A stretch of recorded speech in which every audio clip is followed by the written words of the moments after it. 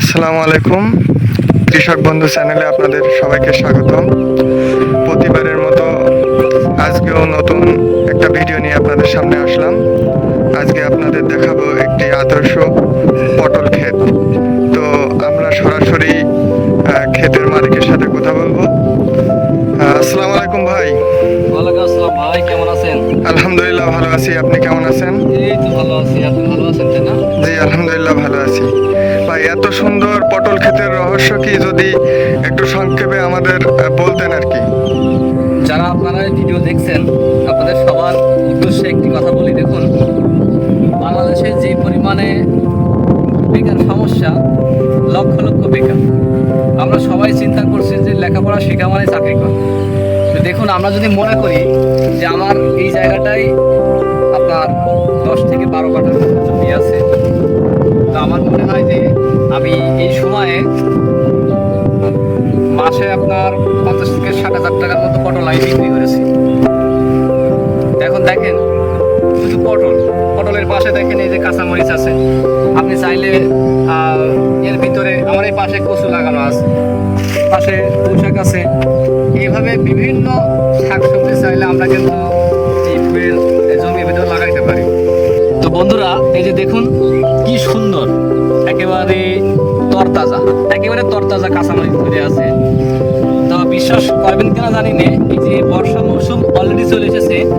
আগামী 1 থেকে 2 মাস বাদে দেখবেন যে এই কাঁচামরিচই আপনার মিনিমাম 700, 800, 1000, 1200 টাকার মতো কেজি হয়ে যায়।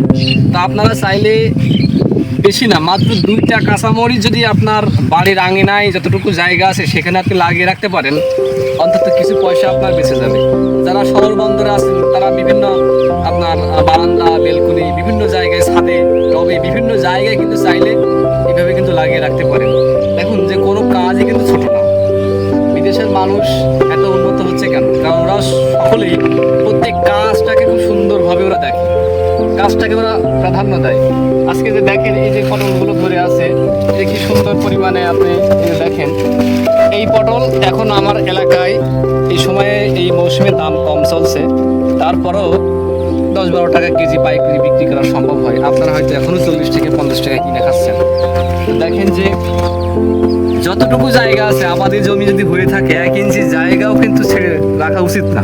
কারণ দুনিয়ার সামনে এমন দিন আসে যে খাদ্য সংকট যে পরিমাণে মানুষের হয়ে যাবে। দেখেন অনেক জায়গায় দেখা যাচ্ছে যে খাবারের অভাবে মানুষ কিন্তু মারা যাচ্ছে, অনেক শিশু, নারী, বিভিন্ন মানুষ কিন্তু আজকে খাদ্য সংকটের ভিতরে আছে।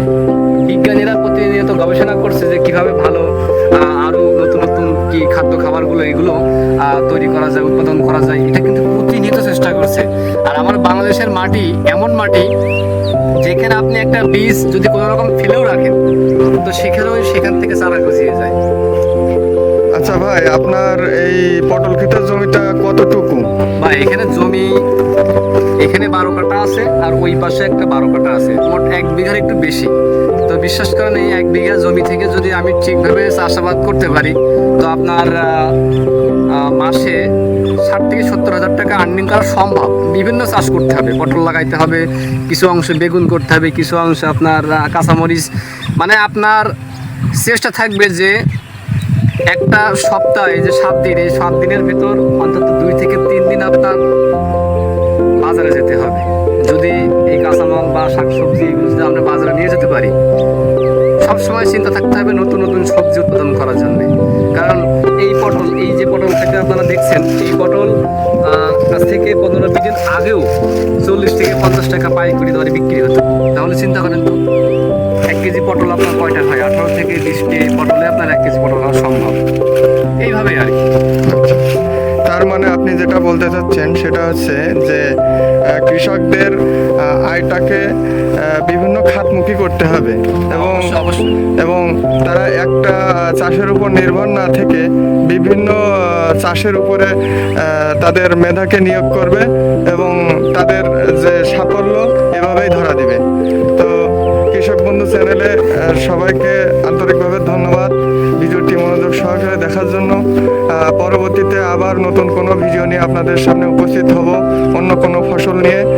আপনারা অবশ্যই আপনাদের মূল্যবান কমেন্ট করে জানাবেন আপনাদের কোন বিষয়ের উপরে আসলে ভিডিও প্রয়োজন।